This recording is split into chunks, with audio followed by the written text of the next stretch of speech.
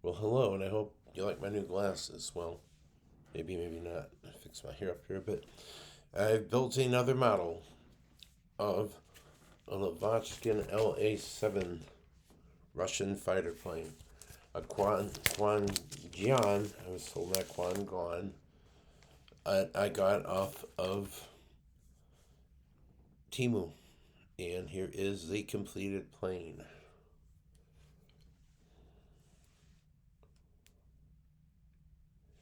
Now, for the sake of the rest of this video, I'm going to retract the landing gear. The landing gear is kind of funky on these. They pop out of the little strut things, but they could pop back in. It has a suspension system on it, so I mean, it's kind of cool. Complaints? I don't like decals, and if they're not on flat surface, they don't adhere really well. As you can see here, close up creases. Otherwise, the overall build, great. I mean, the parts are not as perfect as Kobe parts, trying to fit them on, but I did the best that I could with them, and if you line them up, they snap in pretty good, and it's not a bad little plane. The canopy don't pop out. Let me go slow with this so you can see it. I know other people have talked about these online. I don't know where people are discovering. I think they're buying them off of Amazon. I'm not sure. Um,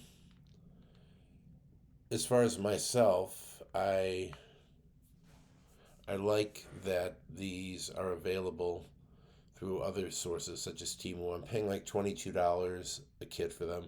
They're in bags, in a big bag. There's no box, so you get this, the instruction book, which is not bad, pretty good, and you get the bricks to make the plane. Here's the finished model. About this fighter plane, it was armed with two 20 millimeter cannon shooting through the propeller hub. It was a radial engine plane. I believe it had, I'm trying to look at my notes here. I don't know how much horsepower it had. Oh, there we go. 1,850. It's a Svestov ASH-82FN 14 cylinder 2-roll air cooled radial engine capable of just under 1,900 horsepower, which gave this aircraft a top speed of 411 miles at 19,685 feet, with a range of 413 miles and a ceiling of 34,280 feet. Great plane at low altitude and at medium altitude. Not a high altitude fighter, but extremely fast and maneuverable. At lower altitudes, it could take on and defeat a Bf 109G, and it could go with and take a FW 190, and the factor in something like that would be the German pilot versus the Soviet pilot flying this plane. The only countries that used this plane were the air forces of the USSR and Czechoslovakia, because there were Czech pilots that flew and they were using this plane. And I was just looking at my decal sheet, and it's a little bit of the history of this plane.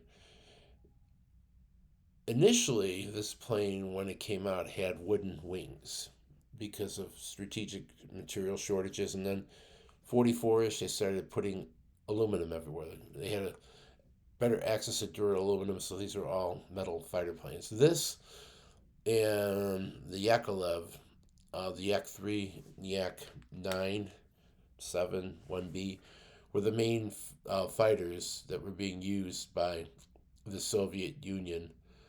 And basically, this one and the Yakolev that I built before are probably the best example of 1945 series Soviet fighter planes at the latter stages of the war and going into Germany. So you would see these babies up in the air doing a lot of combat. And overall comments of the actual, not bad. I enjoy this. Let me retract the landing gear. So sometimes this will pop out of the strut on it. But let's see. No, it didn't do it. And there are these little shock absorbers, little springs built in, which is kind of neat. You don't have that with the Kobe models. It's an attractive looking and pretty durable plane once it's built. The problem is the dihedral for the wings. You see these little things in there. You got to like fit them, line them, and snap them, and then lock them on there.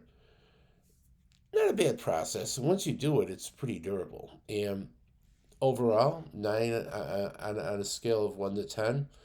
I guess give this one an 8 or a 9. My only problem with this are the decals. If they were printed like the Kobe's, yeah, I'd probably like it a little bit better, but I didn't mind it because being an older model builder, I used to build the plastic models with the funky glue used to put them all together years ago. So, I mean, putting decals on is not a big thing. I mean, it affects you from a point where you look at it like, it's not perfect, but hey, it is what it is. It's what came with it. So, for what came with the plane, I'm very happy with it. Let me pull the cockpit off so you can see.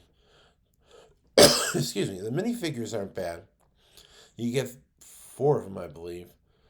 Two mechanics. No, three. A mechanic and two pilots.